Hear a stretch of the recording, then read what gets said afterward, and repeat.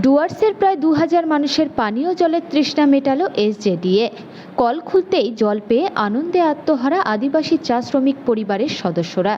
শুক্রবার দিনটি জলপাইগুড়ি জেলার মাল ব্লকের দীর্ঘ সময় ধরে পানীয় জলের সংকটে দিশেহারা কুমলাই, রাঙামাটি, মানাবাড়ি, মিনগ্লাস চা বাগানের শ্রমিক মহল্লার কাছে খুশির দিন। এদিন শিলিগুড়ি জলপাইগুড়ি উন্নয়ন নিগমের উদ্যোগে 6 কোটি টাকা ব্যয়ে পানীয় জল প্রকল্পের উদ্বোধন হয়।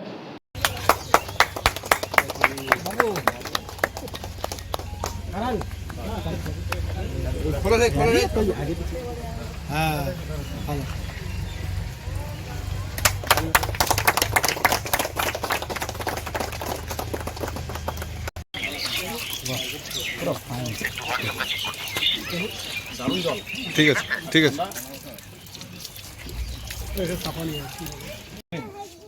ये सब चिंता भावना करते हुए वो सोचला कि आए यदि मोहे लाल झंडा के लेके यदि खड़ा हो कि यहाँ रहबू हने से और मोर काम करे एमएलए तो हो जाओ मोर पैसा ढूकी सैलरी, लेकिन जे जनता जे चिंता भावना करके में जे मौका जीतवा है उस शायद में काम करे नहीं सकूँ।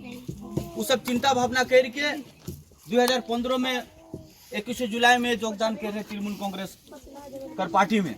आज उकर आज के माल ब्लॉके माल विधानसभा केंद्रेर उन्नयनेर प्रतीक आमादेर सकलेर प्रिय এই এলাকার বিধায়ক মন্ত্রী মাননীয় বুলোচিক বড়াইকের অনুরোধে শিলিগুড়ি জলপাইগুড়ি উন্নয়ন পর্ষদ 6.5 কোটি টাকার প্রকল্পের উদ্বোধন এবং শিলান্যাস করে।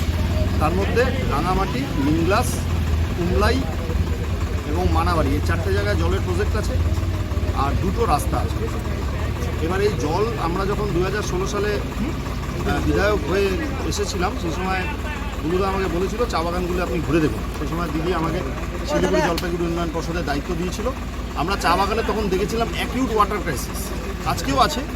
এখন তো পিএইচই বড় প্রজেক্ট করছে, কিন্তু চা বাগান যেহেতু আমাদের এই এলাকার আদিবাসী সম্প্রদায়ের মানুষ, চা বাগানের শ্রমিকরা একটা বড় সময় তারা এই ক্রাইসিসে ভুগেছে, তাই তাদের পাশে দাঁড়িয়ে আমরা এই রানীখোলাতে একটা ওয়াটার প্রজেক্ট করলাম এবং আমরা নিজেরা দেখে গেলাম, জল খেয়ে দেখলাম। আজকে তার উদ্বোধন হলো।